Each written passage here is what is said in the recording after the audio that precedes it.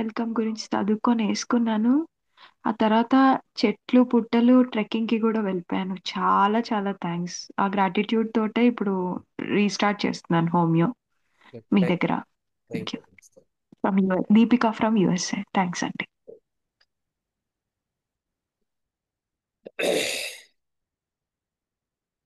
ఆచార్యమావాహయామి స్థాపయామి పూజయామి కరిష్యమాచార్యమావాహయామి స్థాపయామి పూజయామి అందరిలోనూ చూస్తూ అంతర్యామిగా దర్శిస్తాం అందరి ద్వారా నిన్నే వింటూ ప్రణవంగా మేం భావిస్తాం జీవుల సేవను కావేస్తూ నిపద సేవను ఆశిస్తాం నీవే నేనని దర్శిస్తూ జీవిస్తూ మేం తరిస్తాం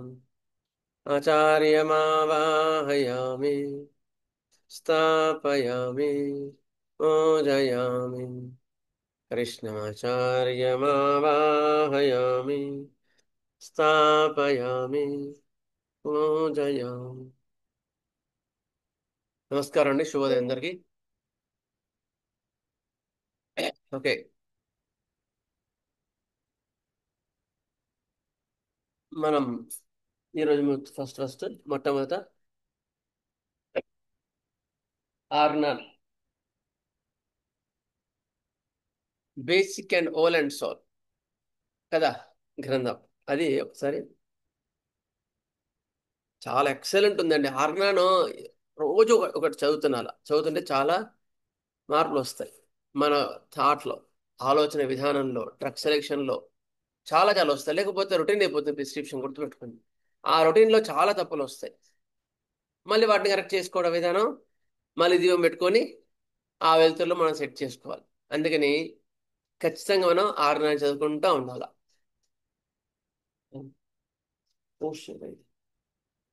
ఇవాళ last time homeopathy aggravation in acute diseases చెప్పుకున్నాం.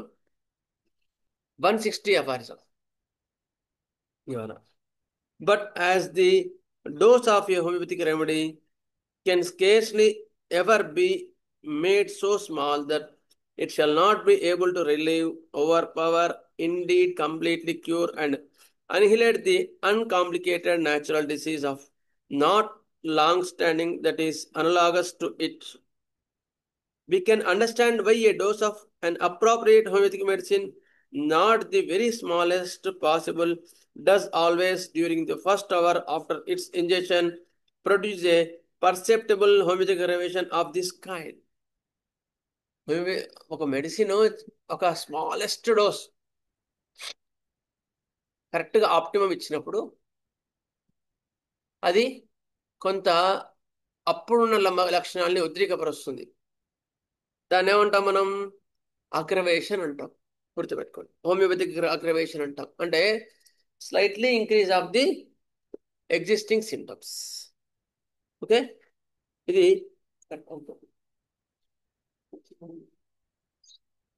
Slightly increasing of the existing symptoms in spite improvement in the general thing. అది హోమియోపతి అగ్రవేషన్. అయితే అది ఎంత స్మాలెస్ట్ డోస్ ఉంటే అంత మంచిది అని చెప్తున్నారు అనమాట. అంటే it is nothing but it should be appropriate. అప్రాప్రియేట్గా ఉండాలి. అదే మన మాస్టర్ గారు ఇచ్చింది. ఒకసారి చదివిన తర్వాత ఇంకా బాగా అర్థమవుతుంది. అప్రాప్రియేట్ అంటే ఏంటి? ఇంటి తర్ణ వ్యాధులలో మొట్టమొదట రాగానే మోతాదును అధికంగా తగ్గించి వాడుట ఉండదు. ఉన్న వ్యాధి కన్నా బలవత్తరమైన సారూప్య వ్యాధిని పుట్టించవలనచో మందును అర్థం లేనంతగా పరిమాణం తగ్గించరాదు. తగు మాత్రం పరిమాణంలో నుంచినచో బలవత్తరమైన తాత్కాలిక వ్యాధిని పుట్టించును. అప్పుడు ప్రారంభ దశలో సారూప్యోద్రేకము కనిపించు. వివరణ: జ్వరము, తలనొప్పి, కలరా మున్న వ్యాధులలో మందు పరిమాణము విపరీతమ తగ్గించరా. మరీ తగ్గించరా అంటే మందు పరిమాణం తగ్గించడం అంటే ఏంటి ఇక్కడ ఉద్దేశం? పొటెన్సీ పెంచడం. ఎగ్జాక్ట్లీ, అది ఇక్కడ ఇప్పుడు తగ్గించరా అనగా 10 m 50 m పొటెన్సీలో వాడరా. జ్వరం వచ్చిందనుకో హైపేరికం 10 m, లేదు బ్యాప్టిస్టియా 1 m, అట్లా వేయరాదు. అది చెప్తున్నాను. వాడినచో కావలసిన బలముతో వ్యాధిని పుట్టించడం జరగదు. అట్లా వేస్తే మనం అనుకున్న వ్యాధిని పుట్టించలేం, అనుకున్నట్టుగా పుట్టించలేం. 30 లేదా 200 మొదలగు పొటెన్సీలలోనే వాడవలేము. ఎందుకంటే మనం అక్యూర్స్లో జనరల్గా ఏం చేస్తాం, జ్వరాలు కానీ ఎవరైనా వస్తే ఫస్ట్ 30 కానీ, లూజ్ మోషన్స్ విరేచనాలు అయితే అలో 6, పొడపైలం 6 అలాంటివి స్టార్ట్ చేస్తాం. ఒకవేళ కొంచెం ఇబ్బంది ఏదైనా ఉంది అనుకో, మైల్డ్ హెడేక్ కానీ లైట్ కడుపు నొప్పి ఉంది అనుకోండి, కడుపు నొప్పి ఎక్కువగా ఉంటాయి, మరి ఎక్కువ ఉంటే ఏం చేస్తాం, కోలోసిన్ 6 కానీ యాంటీగ్లూట్ 6 కానీ అట్లా స్టార్ట్ చేస్తాం. ఒకవేళ వామిటింగ్స్ కానీ కొంచెం కడుపు నొప్పి ఉందనుకోండి, యాంటీగ్లూట్ 30 పొటెన్సీతో స్టార్ట్ చేస్తాం. దాంతోపాటు జ్వరం కూడా ఉందనుకోండి, కొంచెం లాంగ్ స్టాండింగ్ అనుకోండి, అప్పుడు ఏం చేస్తాం, 200తో స్టార్ట్ చేస్తాం. నువ్వు స్టార్ట్ చేయడం మాత్రం ఈ పొటెన్సీలే మనకు బెటర్ గైడ్ లైన్స్. ఇది మనకు మాస్టర్ గారు ఇచ్చిన విధానం, ఆయన ఆచరించి మనకు చూపించిన విధానం. అంత అవసరం అనుకుంటే మళ్ళీ హయ్యర్ పొటెన్సీకి వెళ్ళడం అనేది ఉత్తమం. ఇంతకుముందు చెప్పాక చికెన్ గినియాలో ఏమైంది, 106 ఫీవర్ వచ్చి విపరీతమైన ఉపద్రవం వచ్చింది. చెప్పాను ఒక కేసు కూడా మీకు, బ్రయోనియా కానీ విక్టోరియం ఫర్ఫ్ కానీ 200లో పనిచేసేది కాదు. అప్పుడు 1 వేయాల్సి వచ్చేది. That is the optimum potency. అది ఇక్కడ చెప్పేది. అందుకని అతిగా తగ్గించరాదు, అంటే 10 m 50 m పొటెన్సీ వేయరాదు. కావలసిన బలంతో వ్యాధి పుట్టించడం జరగదు. 30 లేదా 200 పొటెన్సీలో మాత్రమే వాడవాలి. 30 లేదా 200 పొటెన్సీలోనే వాడవలను. అప్పుడు ఔషధ పరిమాణం సరిపోయి మొదటి మోతాదు ఇచ్చిన వెంటనే సారూప్యోద్రేకము కనిపించును. ఇచ్చిన వెంటనే హోమియోపతిక్ అగ్రవేషన్ అనేది కనిపిస్తుంది. హోమియోపతిక్ అగ్రవేషన్లో మనకి డిసీజ్ అగ్రవేషన్కి హోమియోపతిక్ అగ్రవేషన్ డిఫరెన్స్ ఏంటండి? చెప్పండి ఎవరైనా. ఎందుకంటే ఇది చాలా మందికి అర్థం కావాల్సిన విషయం. అసలు హోమియో అగ్రవేషన్ అంటే ఏంటి? డిసప్పేర్ అయిపోతుంది సార్. మామూలుగా హోమియో వచ్చిందని కాస్త వెయిట్ చేసామంటే మామూలుగా తగ్గిపోతుంది సార్. గుడ్. మామూలుగా వచ్చే సిమ్టమ్స్ వచ్చి తగ్గవు సార్. అవి ఒకటి వేళలు మామూలుగా తగ్గవు. హోమియోపతి ద్వారా వచ్చినటువంటి మెడిసిన్ ద్వారా వచ్చినటువంటి అగ్రవేషన్స్ అయితే కొంచెం వెయిట్ చేస్తే ఆ, తగ్గిపోయి క్యూర్ అయిపోతుంది సార్. అయితే అసలు ఇబ్బంది వాడు ఎక్కువ ఉంది అని వచ్చినాడు, అప్పుడు ఎట్లా కనుక్కోవాలి హోమియోపతి దగ్గర వచ్చినా అయితే రోగం పెరుగుతుంది? ఎందుకంటే అది చాలా క్రిటికల్ పాయింట్ అన్నమాట. మనం కేసెస్ డీల్ చేస్తుంటే వాడికి పెరుగుతుందని వచ్చాడు, అది నిజంగా పెరుగుతుందా లేకపోతే తగ్గడంలో హోమియోపతి అగ్రవేషన్ ఎట్లా తెలుసుకోవాలి? అది చాలా కీ అంటే point. Patient better vital force అంటే అతను అంతర్గతంగా మనసు హాయిగా ఉంది, సింటమ్స్ అగ్రవేషన్ అయితే మందు వల్ల వచ్చినటువంటివి అని అనుకోవాలి సార్. అది గుడ్. ఇంకెవరైనా వేరే వాళ్ళు ఎవరైనా మీకు అనుభవాల్లో వచ్చిన ఎట్లా మీరు కనుక్కున్నారు? అది హోమియోపతి అగ్రవేషనా లేకపోతే డిసీజ్ అగ్రవేషనా, ఎట్లా కనుక్కున్నారు?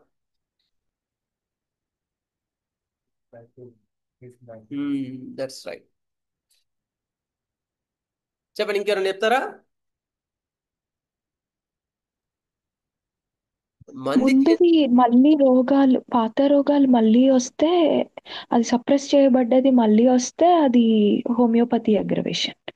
నార్మల్ గా రోగం అంతటా రోగమే స్ట్రాంగ్ గా పుంజుకొని బాగా ముదిరిన రోగం మనిషిలో వస్తే అది normal aggravation. Okay. When the old symptoms are reappearing, then it may be homeopathic aggravation. When the existing symptoms are increasing, it is allopathic aggravation, disease aggravation, as you are saying. అంతే కదమ్మా? Yes sir. ఇంకొంచెం clarification. Good. ఇంకొంచెం ఇది కూడా ఒక dimension. Sir appetite, bowels, sleep improvement ఉండి symptoms ఎక్కువగా ఉంటే అది హోమియో అగ్రవేషన్. గుడ్. అది నాకు మాస్టర్ గారు ఇచ్చింది ఒకటి గైడ్ లైన్స్ గుర్తుంది. మీరు హోమియోపతి వైద్య విధానంలో బుక్లో మా శ్రీకి గారు 4 ఎగ్జాంపుల్స్ ఇస్తారు. అందులో రెండో ఎగ్జాంపుల్ చాలా చాలా ముఖ్యం. How we can know the homeopathy aggravation అని చెప్తారు. ఒక మంది ఇచ్చిన తర్వాత రోగికి నిన్న 101 జ్వరం ఉన్నది, ఇప్పుడు 102 అయింది.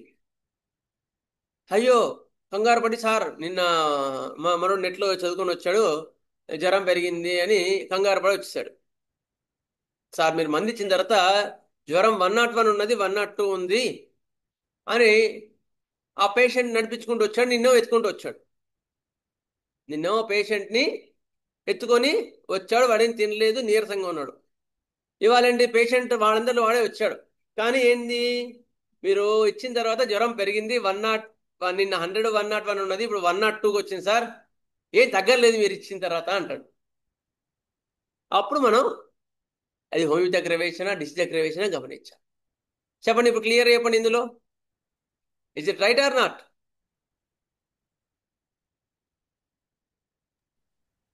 అతనికి ఉత్సాహం వచ్చింది.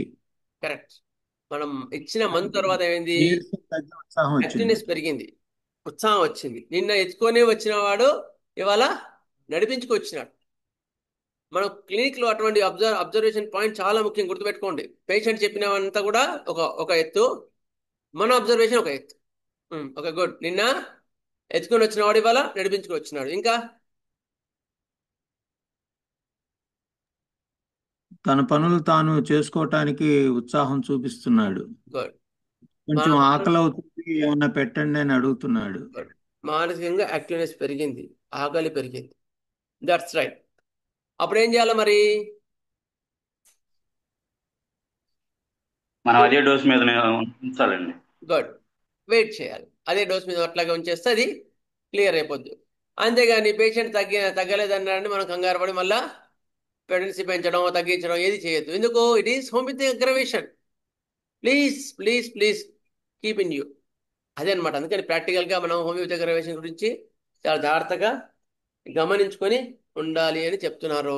అయితే హోమియోపతి అగ్రవేషన్ మనకు క్లియర్గా మంచిగా కనిపించాలి అంటే your potency should be optimum. Optimum means don't give తరుణ వ్యాధుల్లో 10 ml 50 mlతో ప్రారంభించకండి.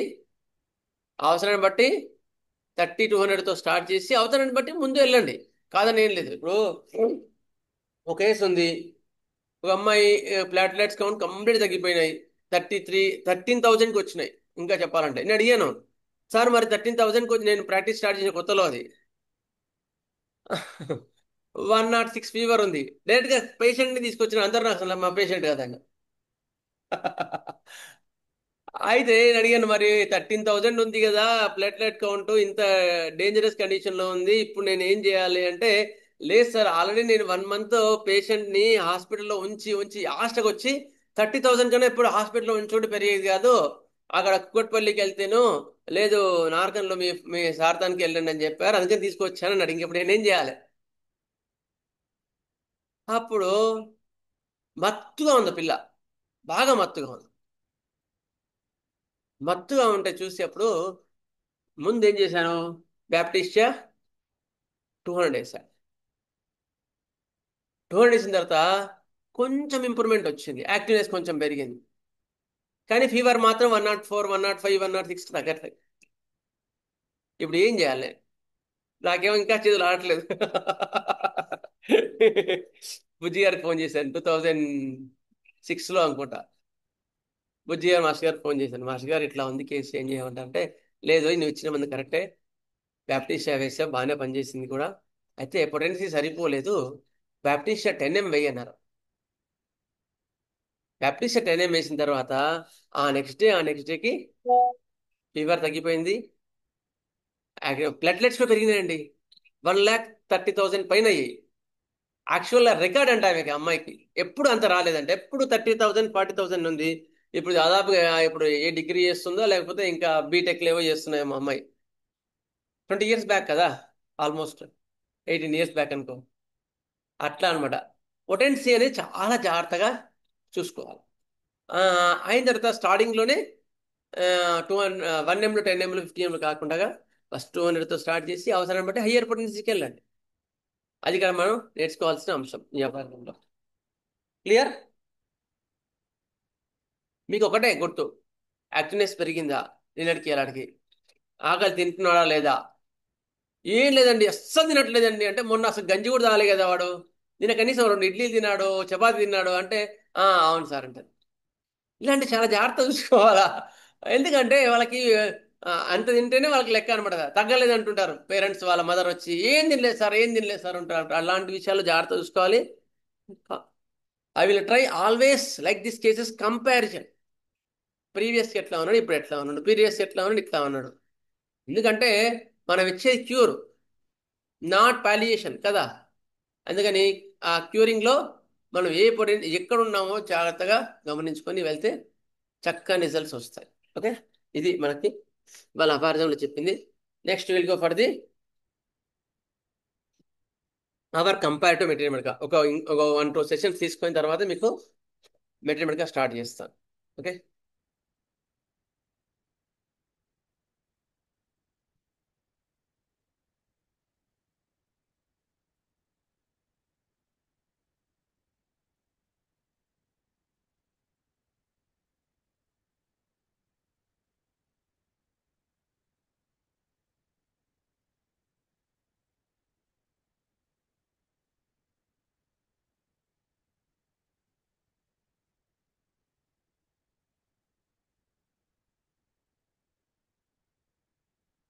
రిజర్వ్డ్ ఇది కాకుండా తీసుకుంటాం, ఎక్కువ యూజ్ అయ్యి తీసుకుంటాం.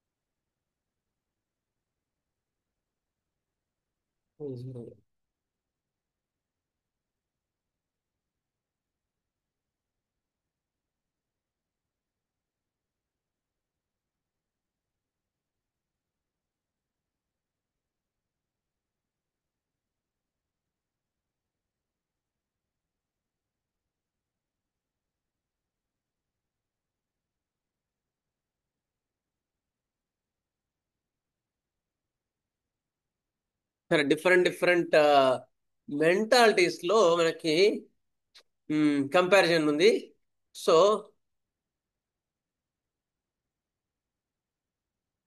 ఫస్ట్ మైల్డ్ నుంచి స్టార్ట్ చేద్దాం మనం. Okay, mild picture.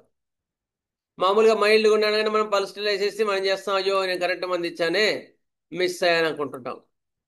దాంతోపాటు మైల్డ్గా ఉండేవి చాలా ఉన్నాయి కదా, అవునా లేదా?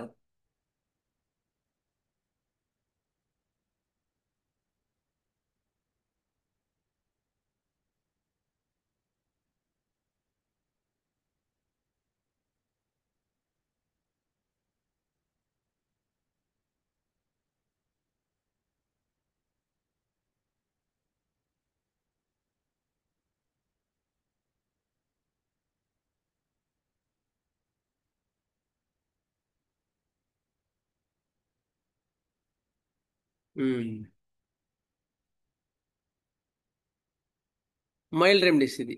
ఓకే, ఇవి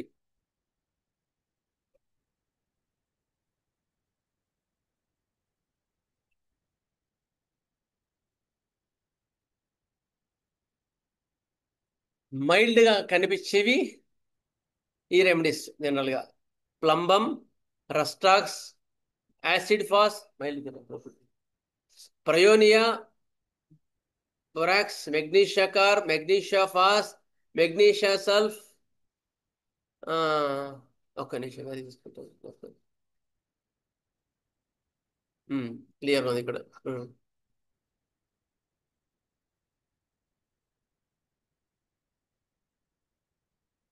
magnesia phos, arnica, calcarea, sabadilla, pulsatilla, silicea, cocculus, calendula, China, spongia, apis, carbo veg and medorrhinum. ఇవి కొన్ని మైల్డ్ రెమిస్. ఇంకా చాలా ఉన్నాయి. ఆర్నికా చెప్పుకున్నాం.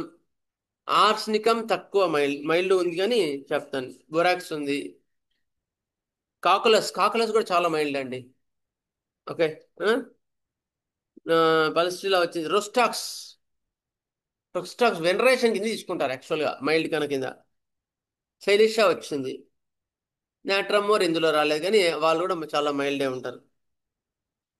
జెల్సీమ్ ఏం లేదు సార్? సార్ జెల్సీమ్ ఏం లేదా సార్ మైల్డ్లో?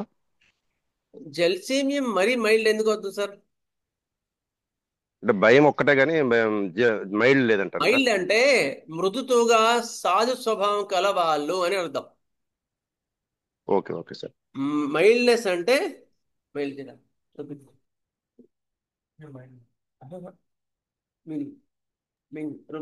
చాలా మంది పడుతుంది సార్. మైల్డ్ అంటే సాధు స్వభావం కల వాళ్ళు, చాలా ఆ, ఆ, అసలు గట్టిగా మాట్లాడకుండా అట్లా అట్లా ఉండే వాళ్ళు ఈ కేటగిరీలోకి వస్తారు. మైల్డ్ అంటారు వాళ్ళని.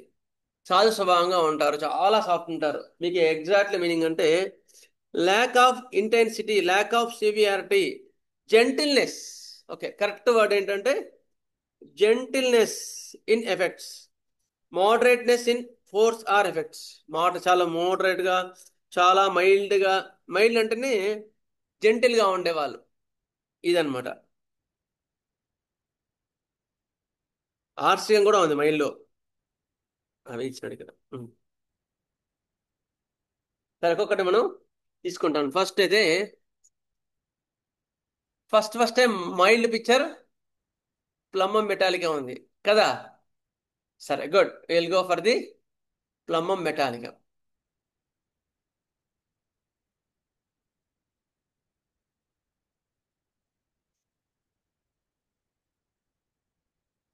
ఓకే, సరే.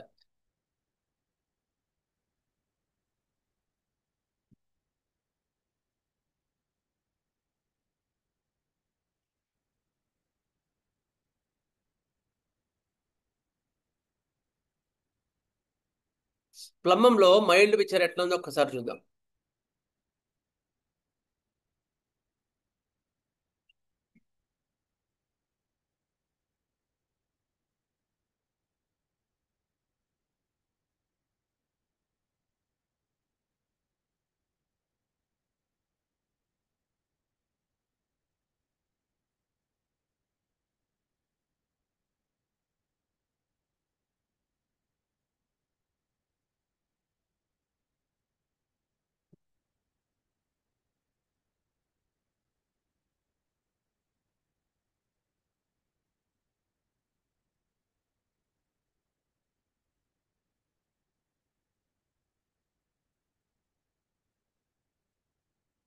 ప్లంబం మెటాలికం.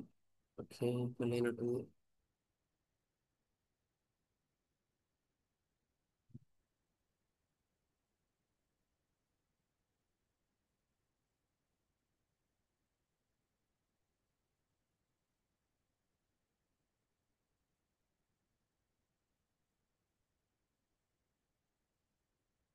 నోట్స్ వచ్చింది. సరే, ఒక్క నిమిషం లైన్లో ఉంటుంది. ప్లమ్మం లెడ్ నుంచి తయారు చేస్తారు. మినరల్ కింగ్డమ్, ఒక్క నిమిషం చూస్తాను. డౌన్లోడ్స్లో ఉంటాయా? డౌన్లోడ్స్లో ఉంటాయా ప్లమ్మం? సెర్చ్ ఆప్షన్ ఎక్కడ ఉంటుంది?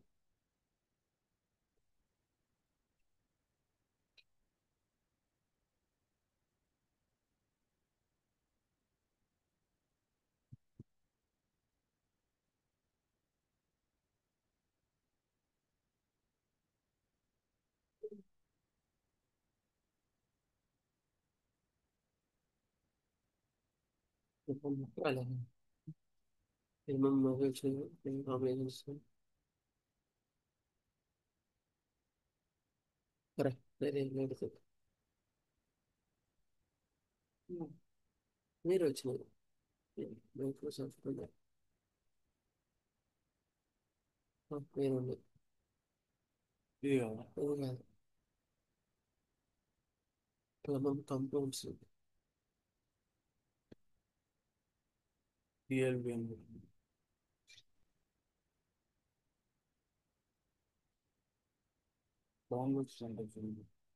డౌన్లోడ్స్ లేవంటారా?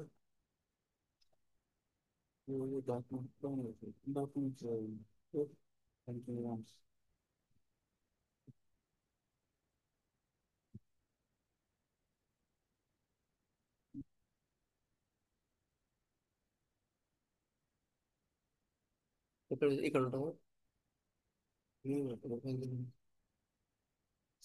రామకృష్ణ రేషన్ వాట్సాప్ లో ఒక నిమిషం లైన్ లో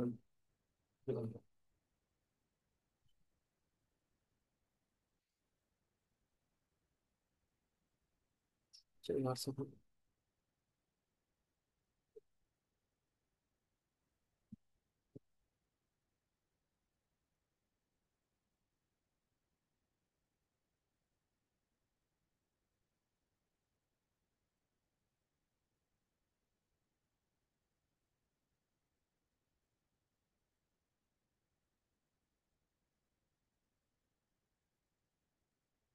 లంబం కంపౌండ్స్ సరే లంబము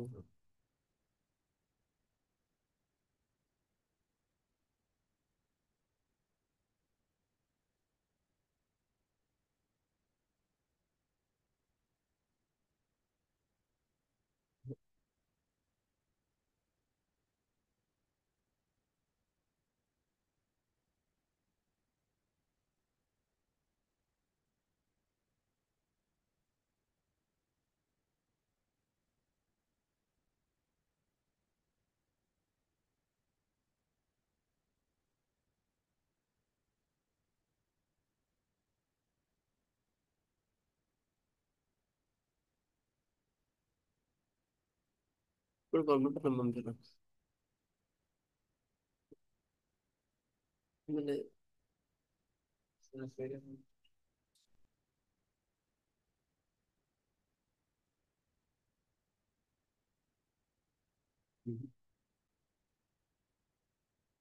సరే అండి, ఓకే చూస్తాను నేను ఒక నిమిషం.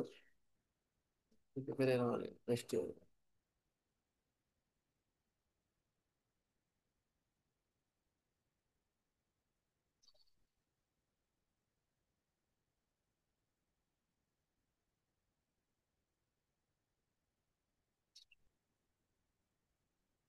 లంబం చెప్పి కూడా చాలా వెళ్ళింది 3 years.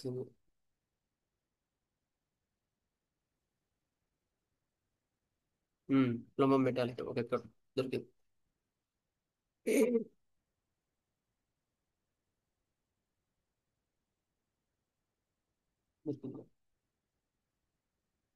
ప్లమ్మం ప్లమ్మం అంటే ఎట్లా ఉంటుంది చెప్పండి. ప్లమ్మం అంటే ఏంటి? లెడ్. ఎంత సాఫ్ట్ ఉంటుంది అది కదా. ప్లమ్మం చాలా సాఫ్ట్ ఉంటుంది.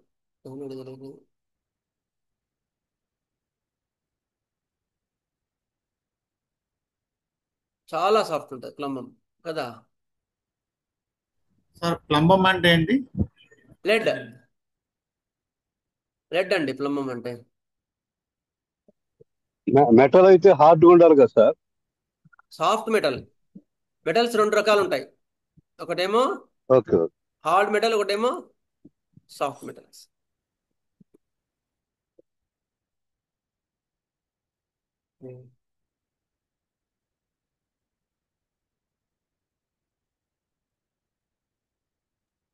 సిల్వర్ కలర్ లో ఉంటుంది కదా సార్ ఇది? ఏంటండి? అవును, ఒక్క నిమిషం.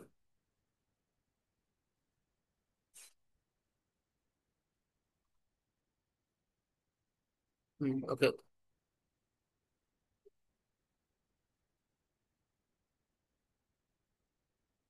Plumbum Metallica. ఓకే, ఇది లెడ్. లెడ్ ప్లంబం మెటాలికా చూసారా అందరూ? ఇట్లా ఉంది చూసారా, ఇది ప్లంబం. లెడ్ నుంచి తయారు చేస్తారు దీన్ని. సో ఇప్పుడు అంత డీప్గా వెళ్ళను. ఇది మనకి ఇచ్చిన వారు constant and Hering, Trinks and Hartlaub. Okay,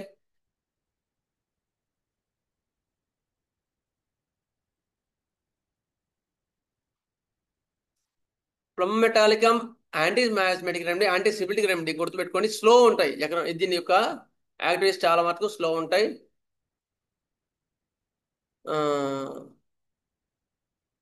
చాలా బక్కగా ఉంటారు ప్లంబం వాళ్ళు.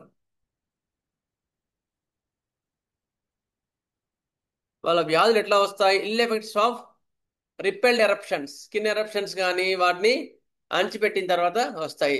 సెక్సువల్ ఎక్సెసెస్, అధికాముకత వల్ల, over exertion of the extensors of muscles. అందుకని మనకు ప్లమంలో ఎక్కువ మటుకు పియానో వాళ్ళించే వాళ్ళలో ఎక్కువ మటుకు ఈ కనిపిస్తాయని చెప్తారు మామూలుగా. అందుకని ప్లమం చాలా డీప్ యాక్టింగ్ రెమెడీ అండి. ఎక్యూట్ ఫేజ్లు ఉంటాయి, క్రానిక్ ఫేజెస్ ఉంటాయి. చాలా ఎక్సలెంట్ రెమెడీ. దీన్ని ఎంత చదువుకున్నా ఇంకా తక్కువే, అంత ఉంటుంది. కానీ ఇప్పుడు అంతే డీప్ వెళ్ళను. స్లో అండ్ ఫిజికల్ జనరల్స్ మాత్రం ఒక్క నిమిషం వెళ్తాను. స్లో అండ్ ఇన్సీడియస్ మైల్డ్ పిక్చర్లో మనం చదువుకోవాలనుకుంటున్నాం దీన్ని. Symptoms appear slowly, insidiously, progressively, but having violent side of symptoms also. దీని బాధలను ఎక్కువ మటుకు స్లోగా స్టార్ట్ అవుతాయి. వెరీ చేంజబుల్, చాలా చేంజ్ అవుతూ ఉంటాయి. పల్స్ లాగా అనుకుంటాం యాక్చువల్గా. Next, sluggishness also in everywhere కదా, చిక్కిపోవడం.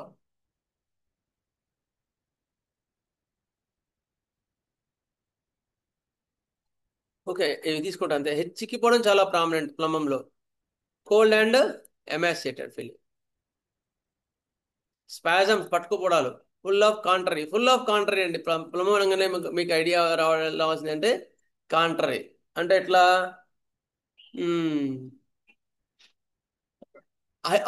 హైపరెస్థిషియా, paralysis, retraction of the abdomen, distension of the abdomen, ఇట్లా ఉంటాయి.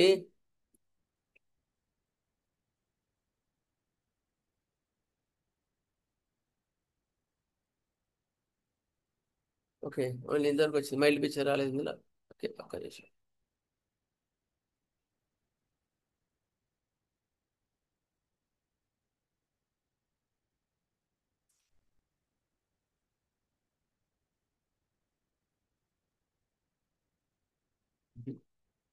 ఒక్క నిమిషం.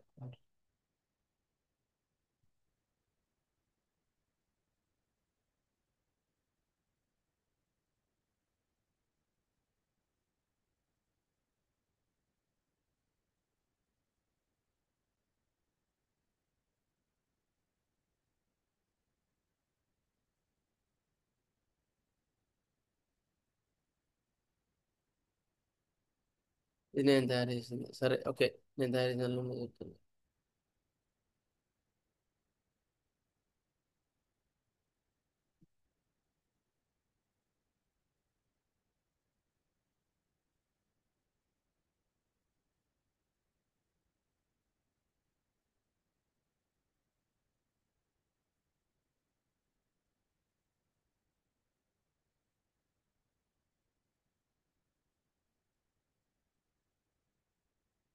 సరే అండి, అది రావట్లేదు. ఓకే, ఇదిగో నా నోట్స్ వచ్చింది. సరే, మైల్డ్ పిక్చర్. ప్లమ్మం అనగానే కోర్ మనకు గుర్తు రావాల్సింది మైల్డ్. చాలా మైల్డ్గా ఉంటారు వాళ్ళు.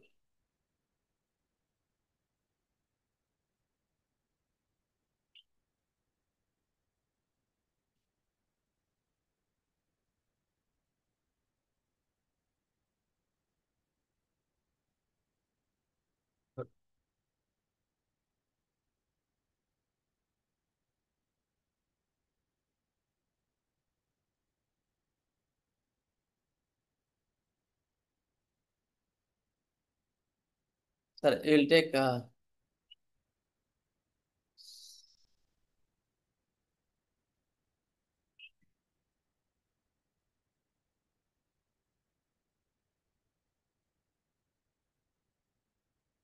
ఎందుకంటే ప్లంబం వాళ్ళు చాలా మెటల్ స్లోగా ఉంటారు కనుక వాళ్ళు మనకు మైల్డ్గా కనిపిస్తారు యాక్చువల్గా. ఒక్క నిమిషం.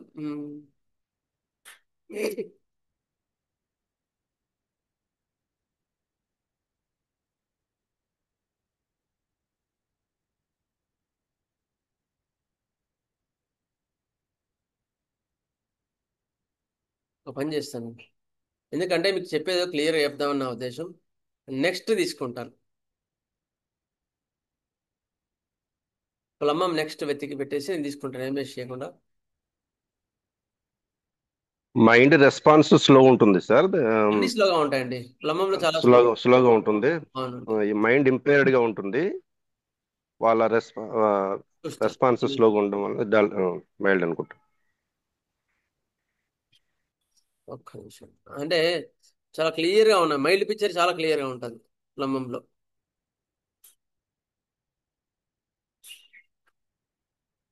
మీకు చాలా రోజులు చెప్పాను ఆ ప్లంబం క్లాస్ కూడా.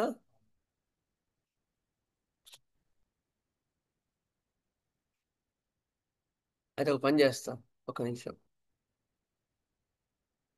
రూబ్రిక్ తీసుకుంటాను ఇవాళ.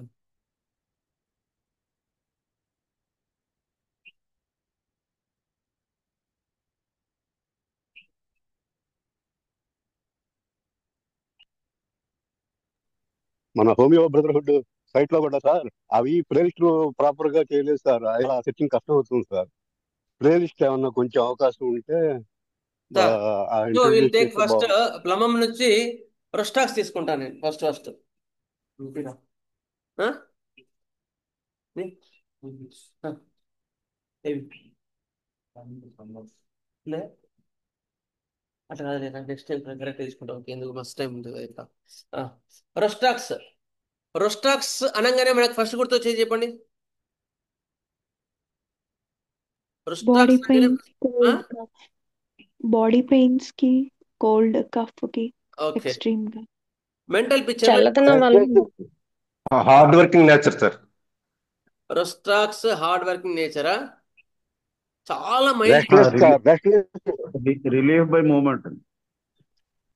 రొస్టాక్స్ అనగానే ఫస్ట్ మనకు గుర్తు రావాల్సింది ఏంటంటే చాలా ఎక్కువగా ఆయన మర్యాద ఇస్తాడు. మర్యాద ఇవ్వాల్సిన దానికంటే చాలా ఎక్కువ మర్యాద ఇస్తాడు. వెనరేషన్ అంటారు దాన్ని. అంటే మర్యాద కన్నా ఇంకా ఎక్కువ అన్నమాట. వెనరేషన్ అంటే వంగి వంగి దండాలు పెడుతుంటారు అన్నమాట. వంగి వంగి మీరు ఎక్కడ కనిపించినా సరే. అతి వినయం. అతి వినయం కాదు. అతి వినయం అంటే అది మనకి ఎఫెక్టేషన్ అంటే నటించడం, అతి వినయం మీరు అనేది. కానీ రొస్టాక్స్ వాళ్ళు నిజంగానే వినయవంతులు, చాలా సాఫ్ట్ వాళ్ళు. మీరు ఎక్కడ కనిపిస్తే అక్కడ వంగి వంగి నమస్కారం పెడుతూ ఉంటారు వాళ్ళు. సార్ నమస్తే సార్, నమస్తే సార్ అంటుంటారు వాళ్ళు. అంత అట్లా ఉంటారు రొస్టాక్స్ వాళ్ళు. obsequious offer seat to others and pay excessive undue respect to others. excessive undue respect to others. మిగతా వాళ్ళకి అంతగా వాళ్ళకు గౌరవం ఇస్తారు, గుర్తుపెట్టుకో, చాలా గౌరవం ఇస్తుంటారు. As if he willing go out of the way to give you anything. నువ్వు మాట్లాడాలి అనుకుంటే సార్ నేను సార్ మీకు ఇబ్బంది అవుతుందేమో నేను బయటకు వెళ్తాను సార్ అంటారు. అంతగా ఉంటారు వీళ్ళు రొస్టాక్స్ మెంటాలిటీస్ వాళ్ళు. సార్ మీకు ఏమైనా ఇబ్బంది అవుతుందేమో నేను బయటికి వెళ్తాను సార్, మీరు మాట్లాడుకొని తర్వాత పిలవండి, ఎప్పుడు వస్తానంటారు. అసలు వీళ్ళ యొక్క ప్రజెన్స్ కూడా చాలా బాగుంటుందండి రొస్టాక్స్ వాళ్ళు. మైల్డ్, వెరీ మైల్డ్, చాలా సాఫ్ట్గా ఉంటారు వీళ్ళు. But physical restlessness without mental anxiety. వీళ్ళకి ఎక్కువ మటుకు ఫిజికల్ రెస్ట్లెస్నెస్ చాలా ఎక్కువ ఉంటుందండి. అందుకని ఒక దగ్గర కూర్చోలేరు, ఒక దగ్గర ఎప్పుడు కూడా కూర్చోలేరు, అటు ఇటు తిరుగుతుంటారు. ఆర్సికం వాళ్ళకి అలా కాదు. మళ్ళీ ఆర్సికం వాళ్ళు మెంటల్ రెస్ట్లెస్ ఉంటుంది, ఫిజికల్ రెస్ట్లెస్నెస్ ఉంటుంది. ఓకే, బెటర్ బై మోషన్, కదులుతుంటే వాళ్ళకి హాయిగా ఉంటుంది. సూపర్స్టిషియస్ అంటే ఛాందస్సులు, కొంచెం ఛాందస భాగం కూడా ఎక్కువగా ఉంటుంది. ఎట్లా ఛాందస్సులు అంటే, అదిగో నేను అంతకుముందు ఆ గేట్ వేసుకొని వచ్చాను కనుక ఇప్పుడు ఆ షర్ట్ వేసుకుంటేనే బాగా పనిచేస్తాను, అది ఏమంటారు దాన్ని ఛాందసవాదం అంటారు. అట్లాంటివి ఎక్కువగా మనకు ఇందులో కనిపిస్తున్నాయి కన్నా. ఛార్జింగ్ పెట్టు. అట్లా ఉంటారు రొస్టాక్స్ లో.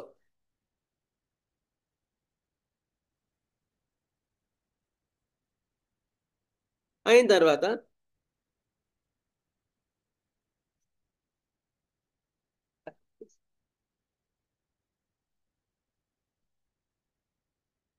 సూపర్స్టిషియస్ అంటే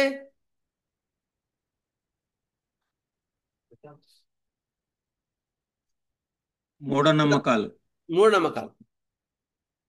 next fear of being poison. ఎవరు నాకు చేదబడి చేశారు, ఎవరు నాకు ఏదో పెట్టారు, హయోశ్యామస్ లాగా కనిపిస్తారు. వీళ్ళు మైల్డ్ పిక్చర్ గుర్తుపెట్టుకోండి, వైలెంట్ పిక్చర్ కాదు. పల్స్టిల్ రస్టాక్స్ వాళ్ళు ఎప్పటికి కూడా మైల్డ్ గానే ఉంటారు, వైలెంట్ గా ఉండరు. అందుకని వాళ్ళు నాకు చాదబడి చేసిండ్రు, వీళ్ళు చాదబడి చేసిండ్రు అని మాట్లాడుతుంటారు. ఎక్కువ మటుకు పల్లెటూరు వాళ్ళని మీకు ఇది కనిపిస్తూ ఉంటది కదా. నెక్స్ట్ సార్ అంటే అనుమానం కింద తీసుకోవచ్చు సార్, సస్పీషియస్ గా. సస్పీషియస్ అనుమానమే కదా. Suspicious and superstitious. Suspicious as a poisoned being, ఎవరు నాకు ఆ, ఆ, ఇది విషం పెట్టారు అనే ఫీలింగ్ ఉంటుంది. ఓకే. మైల్డ్, చాలా సాఫ్ట్గా ఉంటారు. ఇంక్లినేషన్ టు వీప్, చిన్నవాడికి వెంటనే ఏడుస్తుంటారు, చిన్నవాడికి వెంటనే ఏడుస్తుంటారు, కన్నీళ్ళు పెట్టుకుంటున్నారు. Aggravation in the evening, inclination to weep without knowing why, ఎందుకనేది వాళ్ళకే తెలియదు, దానికి కన్నీళ్ళు పెట్టుకుంటూ ఉంటారు. విత్ డిజైర్ ఫర్ సాలిట్యూడ్, ఒంటరిగా ఉన్నకి చాలా ఇష్టపడతారు. Okay. Next fear of being poison, satiety of life, లైఫ్లో తృప్తిగా ఉంటారు.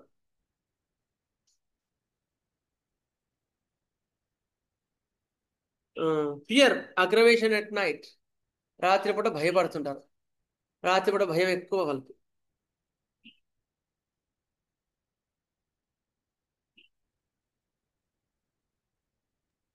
అంటే ఒంటరిగా ఉండడానికి భయం సార్. ఒంటరిగా ఉండాలంటే భయం. Desire fear of being alone, but ఒంటరిగా ఉండాలంటే కూడా ఇష్టం.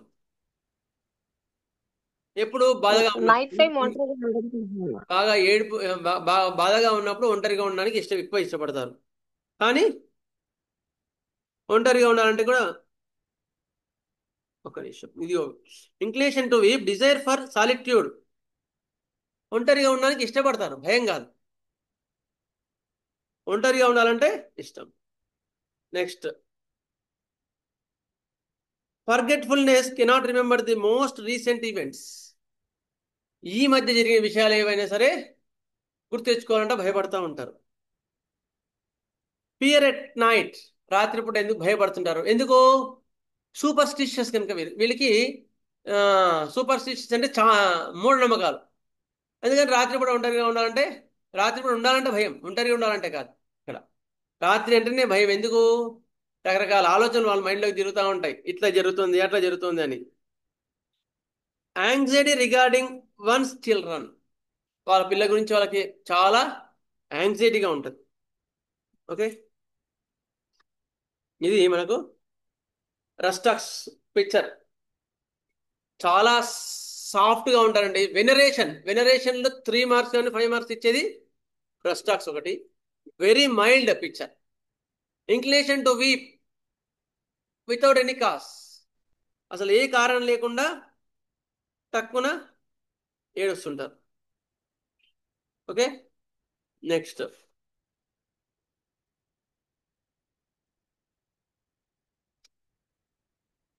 డెస్పాండెన్సీ, విచారంగా ఉంటారు. లో మైల్డ్ డెలీరియం, వీళ్ళ డెలీరియం కూడా మైల్డ్గా ఉంటుంది. Incoherent talks, answers correctly but slowly, నిదానంగా సమాధానం చెప్తా ఉంటారు. అది ఫియర్ ఆఫ్ బీయింగ్ పాయిజన్, ఇది కూడా మనకి ఇందులో కనిపిస్తుంది. ఇదండి రస్టాక్స్, చాలా చాలా సాఫ్ట్ అండి రస్టాక్స్ వాడు. Next remedy acid phos. Acid phos వాళ్ళు కూడా అట్లాగే ఉంటారండి.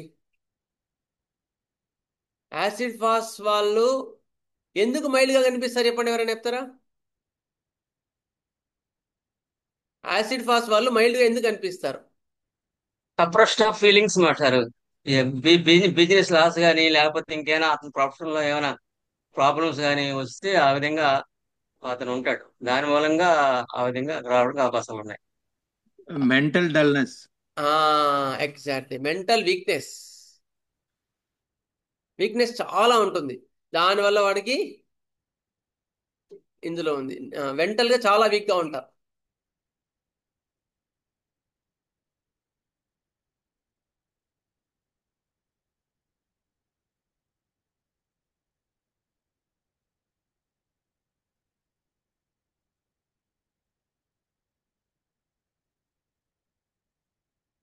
ఎప్పుడు కూడా వీడికి చేద్దామని ఉండదు. ఏదైనా పని చేయాలంటే ఏం చేద్దాంలే అన్నట్టు ఉంటారు. ఓకే, అదనమాట. అక్కడ నుంచి వీళ్ళకి స్టార్ట్ అవుతుంది.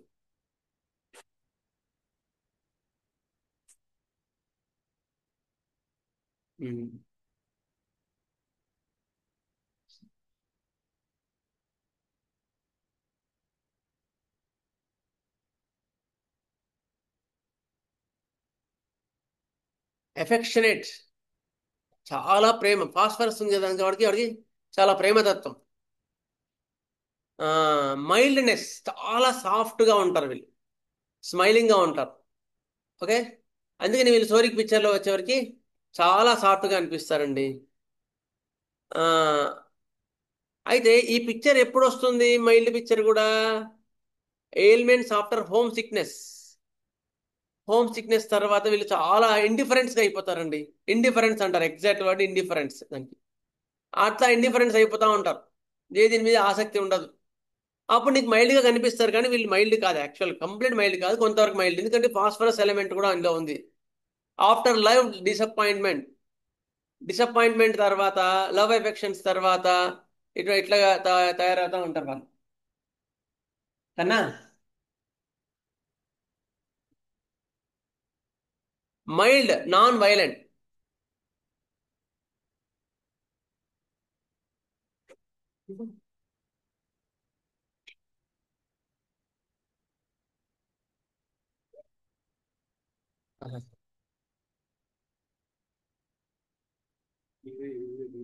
చాలా మైల్డ్గా ఉంటారు అన్నమాట వీళ్ళు. Okay, mild and reserved, timid, చాలా భయస్థులుగా ఉంటారు, చాలా భయస్థులుగా ఉంటారు. హార్డ్ వర్కింగ్, సెన్సిటివ్, కన్సెన్చుయస్ వీళ్ళు. Good girl and good boys. Okay,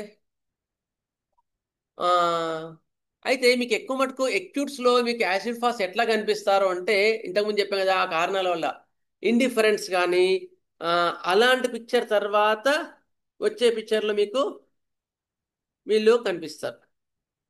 okay, sad, indifference, mental weakness followed by physical weakness. ఎప్పుడు కూడా యాసిడ్ ఫాస్ట్లో mental weakness followed by physical weakness. మెంటల్గా ఫస్ట్ చాలా వీక్గా ఉంటారు, ఏ పని చేయాలని ఆసక్తి ఉండదు, ఉత్సాహం ఉండదు. అబ్బా చేద్దామా అది చేద్దామా అట్లా ఉంటుంది. రాను రాను రాను ఫిజికల్ కూడా వీక్నెస్ వస్తుంది. దీని ఎగ్జాక్ట్లీ ఆపోజిట్ ఏంటి అంటే మ్యూరియాటిక్ యాసిడ్. అందులో ఫిజికల్ వీక్నెస్ ఎక్కువ ఉంటుంది, మెంటల్గా యాక్టివ్గా ఉంటారు. అట్లా ఎంత ఈవెన్ ఫీవర్స్లో వాటిలో అట్లా జారగిలి అట్లా పడిపోయి ఉంటారు, కానీ బ్రెయిన్ మాత్రం చాలా షార్ప్గా ఉంటుంది, చాలా యాక్టివ్గా ఉంటుంది. Muriatic acid. ఈ రెండు కూడా కంపేర్ చేసుకోవాలి. అయితే ఇందులో మాత్రం యాసిడ్ ఫాస్ట్లో మెంటల్ వీక్నెస్ నుంచి ఫిజికల్ వీక్నెస్ వస్తుంది. అవర్షన్ టు డ్రై ఫుడ్, అంటే బ్రెడ్ కానీ బిస్కెట్స్ కానీ అలాంటివి తినడానికి ఇష్టపడతాం, అస్సలు ఇష్టపడతాం యాసిడ్ ఫాస్. ఇంకొన్ని మైట్ పిక్చర్ పాయింట్స్ చెప్తా.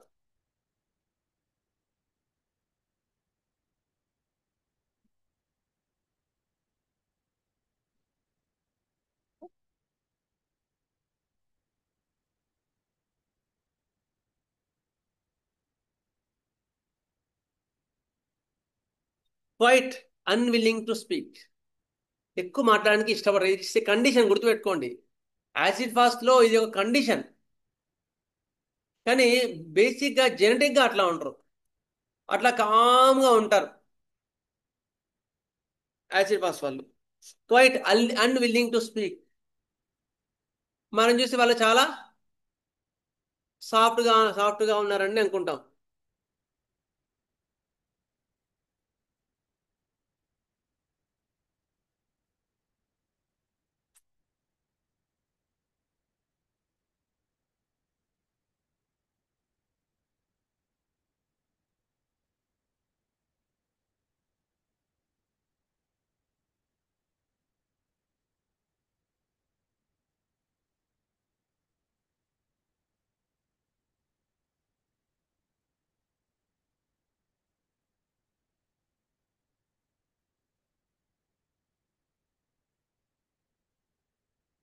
సరే, అది కూడా జరుగుతుంది, చూద్దాం.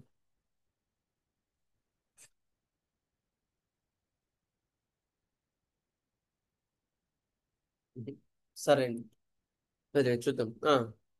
Quite unwilling to speak, indifference to everything, అసలు దేని పట్ల కూడా ఆసక్తి ఉండదు. అపథెటిక్,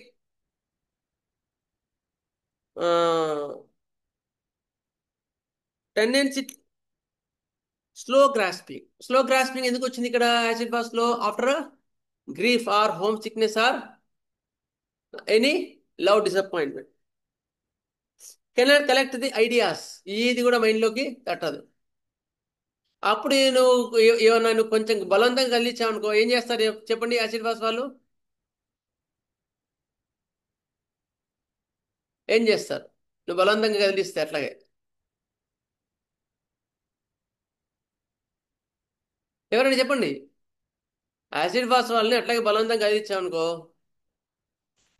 అరుస్తారు, అవోట విసుక్కుంటారు సార్, విసుక్కుంటారు. అరుస్తారు బాగా, అవోట అంటది. అంటే when disturbed, angry when disturb.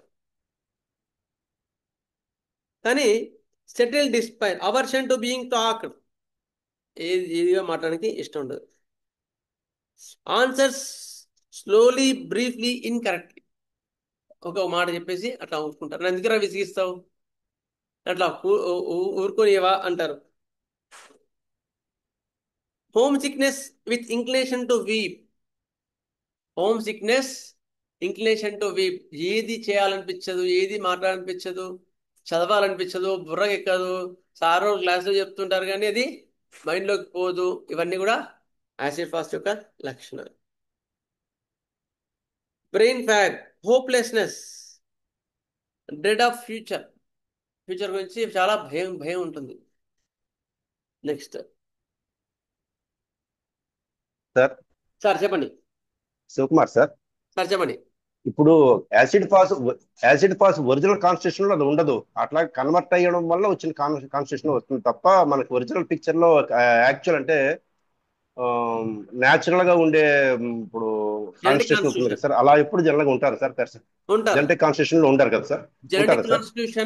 Genetic constitution ఉంటారు. ఎందుకుంటారు? చాలా మంది ఉంటారు. అందుకని మీకు ఆ పిక్చర్ చాలా ట్రై చేస్తున్నాను. అది దొరుకుతుందేమో, నేను తయారు చేసింది ఉంది కదా యాసిడ్ ఫాస్ట్ పిక్చర్, అదే చూస్తున్నాను యాక్చువల్గా. అందుకని టైం పడుతుంది. అంటే జనరల్ గా మనకు కనిపించేవన్నీ కూడాను అంటే యాసిడ్ ఫాస్ట్ గా కన్వర్ట్ అయినవి కనిపిస్తుంటాయి తప్ప ఒరిజినల్ పిక్చర్స్ ఎప్పుడు కనిపించలేదు సార్. లేదు, చాలా ఉంటారు. Okay okay. నేను చూపిస్తాను, ఒక్క నిమిషం, నా ఇంట్లో ఉంటే చెప్తాను. ఓన్లీ అంటే ఆ యాంగిల్లోనే ఎక్యూట్లోనే వాడుంటారు కదా, అట్లా కాకుండా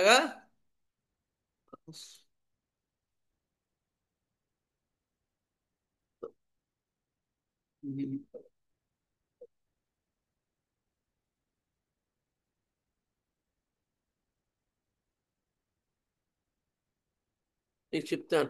మీకు సరే ఇప్పుడు చెప్తాను. నెక్స్ట్ క్లాస్లో కూడా మీకు అవి తీసుకొని 2 పిక్చర్ తీసుకొని చెప్తాను. ఓకేనా?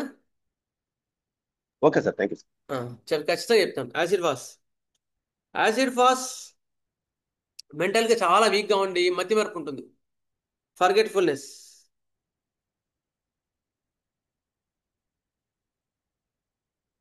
కొంచెం ఆలోచించిన తలనొప్పి వస్తుందండి యాసిడ్ ఫాస్ట్లో.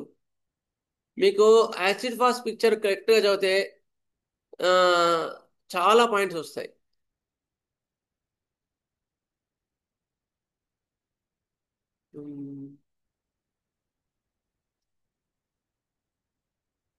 చెప్తాను, ఒకటి చెప్తాను చూస్తాను.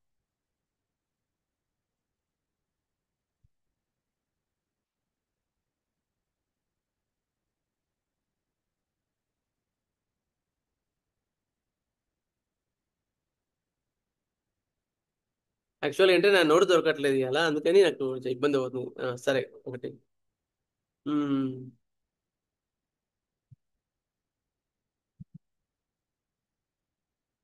మెయిన్గా సమరైజింగ్ చేస్తున్నాను. యాసిడ్ ఫాస్ ఒకటి.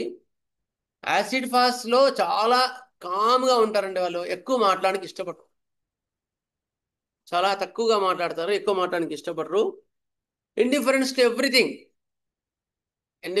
దీని మీద ఆసక్తి ఉండదు.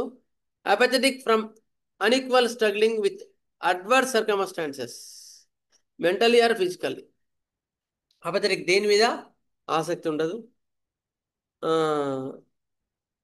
స్లో గ్రాస్పింగ్, చాలా స్లోగా అయిపోతారు, చాలా స్లోగా అయిపోతారు వాళ్ళు.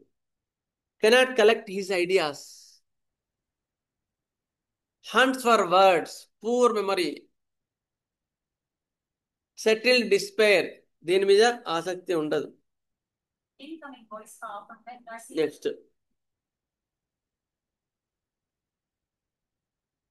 Home sickness with inclination to weep. Homesickness with inclination to weep, అట్లా కళ్ళబడి ఏడుస్తూ ఉంటారు. హోప్లెస్నెస్, దేని మీద ఆసక్తి ఉండదు. ఇది మనకు ఎక్కువ మటుకు యాసిడ్స్లో కనిపించే mild like symptom. They are not mild, గుర్తుపెట్టుకోండి. ఎప్పుడు కూడా మైల్డ్ కాదు, ఇండిఫరెన్స్ కండిషన్ అనుకోవచ్చు. యాక్చువల్గా చెప్పాలంటే indifference condition acid ఫాస్ట్లో.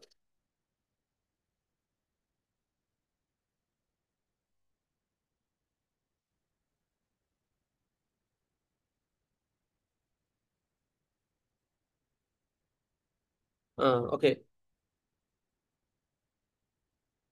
Dzire to be alone, ఒంటరిగా ఉండడానికి ఇష్టపడతారు.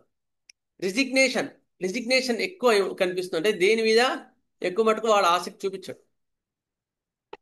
అది నెక్స్ట్ యాసిడ్ ఫాస్. యాసిడ్ ఫాస్ తర్వాత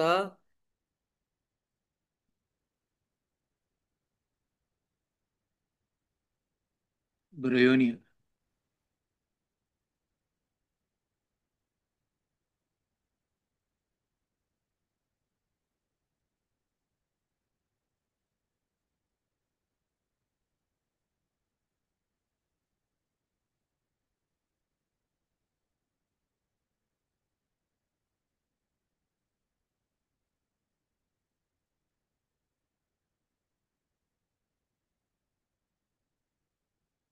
ముందు ఇక్కడ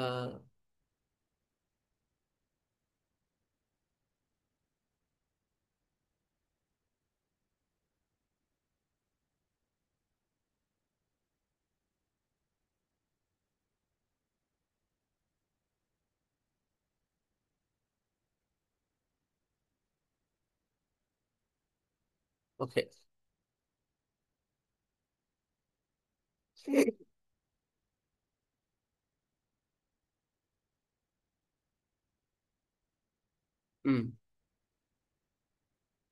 బ్రయోనియా వాళ్ళు ఎట్లా ఉంటారండి? మైల్డ్గా చెప్పండి. బ్రయోనియా నీకు ఎందుకు మైల్డ్గా అనిపిస్తారు వాళ్ళు? బద్ధకం అండి. బద్ధకం ఏం లేదు పోరా, కదా. నాకేది సరే అట్లా పడుకోని అట్లా ఉంటే వాళ్ళకు ఇష్టం, హాయిగా ఉంటారు. ఇంకా ఇంకా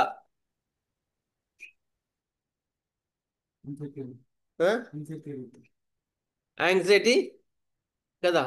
ఇంకా యాంగ్జైటీ కూడా చాలా ఎక్కువ ఉంటుంది బ్రెయిన్లో. కదిలినా ఏం చేసినా మూమెంట్ ఎగ్జిబిషన్ మాట్లాడారు. మూమెంట్ ఎగ్జిబిషన్ ఉంది బాగా. బాడీ పెయిన్స్ కదిలితే యాక్చువల్గా బాడీ పెయిన్స్ కదలకుండా అట్లా పడుకోని ఉంటే వాడికి బాగుంటుందండి. అందుకని ప్రయోజనాన్ని మనం మైల్డ్ కింద తీసుకుంటాం. యాక్చువల్గా వాడికి లైట్ అండ్ సౌండ్ అండి. ఏంటండి? ఎక్కువగా లైట్ అండ్ సౌండ్. ఎక్కువగా మాట్లాడితే విసుకుంటాడు సార్. ఆ, ఎక్కువసేపు తనకి ఇష్టం లేని మాట్లాడుతున్నా, ఎక్కువసేపు ఎవరైనా మాట్లాడుతున్నా ఇష్టపడ్డు తెచ్చుకుంటాడు. యాక్చువల్గా ఏంటి అంటే they are not mild but looks like mild. బ్రవీణ్య వాళ్ళు ఎక్కువ మటుకు మైల్డ్గా కనిపిస్తారు కానీ మైల్డ్ కాదు, కొంతవరకే మైల్డ్. అట్లా అంటే నీకు నక్స్వామిక మైల్డ్ చూపిస్తుంది, లెక్సిస్ మైల్డ్ పిక్చర్కి వస్తుంది. కానీ బ్రయోనియా ఎందుకు మైల్డ్ అంటే వాళ్ళ యాక్చువల్గా మనకు మైండ్లో ఒకటే పిక్చర్ ఉంది. మైల్డ్ బ్రెయిన్ వాడికి విపరీతమైన చిరాకు, కోపము ఇవన్నీ ఎక్కువ కనిపిస్తాయి. కానీ మైల్డ్లో కూడా బ్రయోనియా వాళ్ళు చాలా క్లియర్గా ఉంటారండి. Wants to be let alone, ఒంటరిగా అట్లా పడుకోని ఉంటే వాళ్ళకి బాగుంటుంది. నెక్స్ట్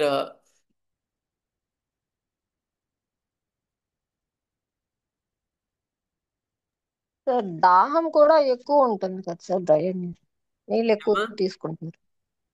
దాహం ఎక్కువ ఉంటుంది, వాటర్ ఎక్కువ తాగుతారు. దాహం ఎక్కువగానే ఉంటుంది.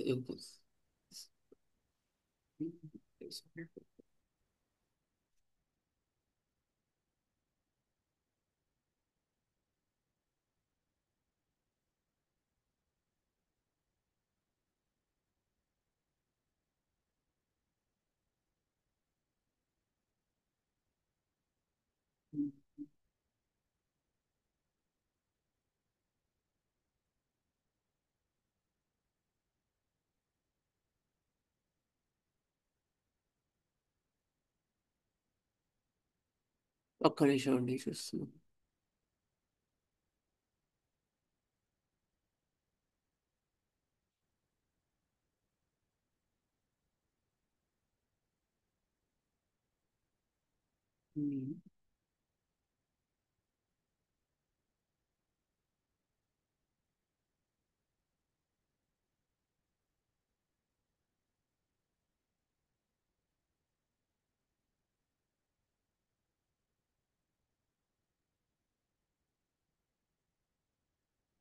ఇది అనిపించదు అసలు.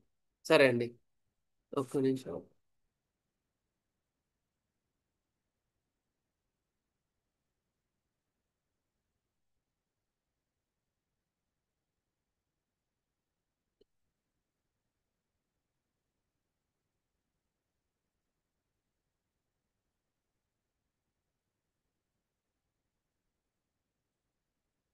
Bryonia is dry, అన్ఎమోషనల్.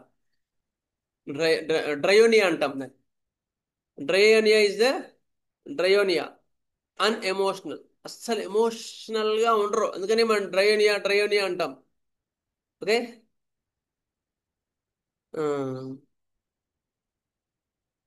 Business minded people, పక్కా బిజినెస్ మైండ్ పీపుల్ వాళ్ళు all problems aggravation from motion, కొంచెం కదిలించినా కూడా వాళ్ళకి బాధలు ఎక్కువ అవుతాయి. వెరీ డెలిజెంట్, వాళ్ళు అనుకున్న పని మాత్రం ఖచ్చితంగా చేస్తారండి వాడు. Right sided.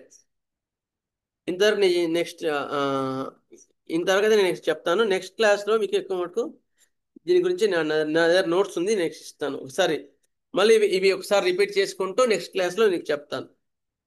Okay. Dullness, apprehension about future, despair of being cured with fear of death, ఇవన్నీ కూడా వాడికి బ్రెయిన్కి ఎక్కువగా ఉంటాయి. మైల్డ్గా కూడా కొంచెం కనిపిస్తూ ఉంటాడు, మైల్డ్ కాదు యాక్చువల్గా. సో మైల్డ్నెస్ అనేది చాలా కేసెస్లో చాలా రూబ్రిక్స్లో ఉంటాయండి. అందుకని మైల్డ్ అనగానే మనం పలస్టిలా వేసేయడం, అయ్యో తగ్గలేదు అనుకోవడం అట్లా మాత్రం కాకుండా కంపారిజన్లో మన పరిధి పెంచడానికి మనకి క్లాస్ ఉపయోగపడుతుందండి మెయిన్గా. అందుకని మనం ఒకసారి చదువుకుంటున్నాం. ఎవరికైనా డౌట్స్ ఉన్నాయండి? ఈ మూడు ప్లమ్మం నెక్స్ట్ చెప్తాను. యాసిడ్ ఫాస్, బ్రయోనియా, ఈ రెండులో.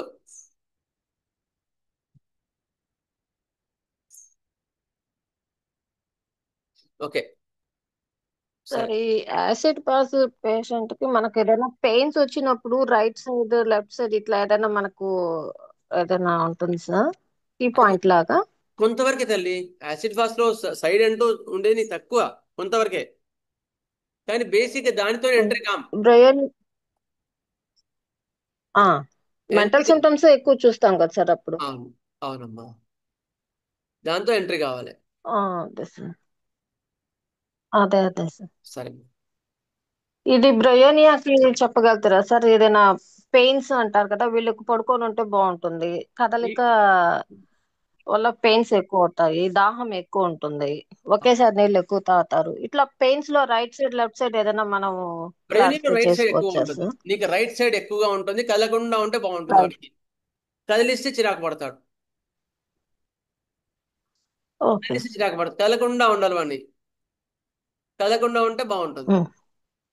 ఉన్న సైడే ఉంటే పెయిన్స్ తగ్గుతుంటాయి. అవును, పడుకున్న వైపు బెటర్ బై ప్రెషర్, ఆ సైడ్ పడుకుంటే బాగుంటుంది. సార్ నెక్స్ట్ టైం ఈ క్లాస్ ని కంటిన్యూ చేస్తాను సార్ నేను. ఓకే, స్వస్తి ప్రజాపతికాలంతాం న్యాయేన మార్గేణ మహీం మహేష గోబ్రాహ్మణేభ్యः శుభమస్తు నిత్యం. లోకాः సమస్తాः సుఖినో భవంతు. లోకాः సమస్తాः సుఖినో భవంతు. లోకాः సమస్తాः సుఖినో భవంతు. ఓం శాంతి. జై శ్రీరామ్, జై హింద్. వాసుదేవ. వాసుదేవ. నమస్కారం సార్. సార్ నమస్తే.